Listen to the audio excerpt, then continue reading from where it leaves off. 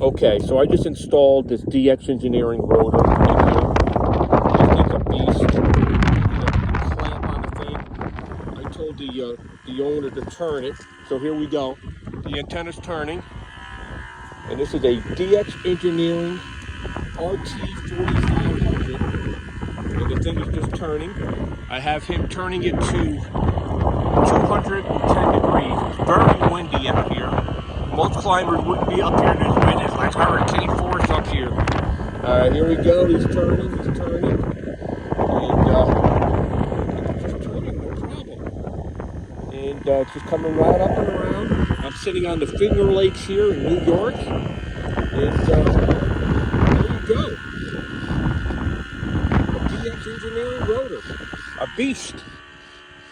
7.3 from Ray, W2RE.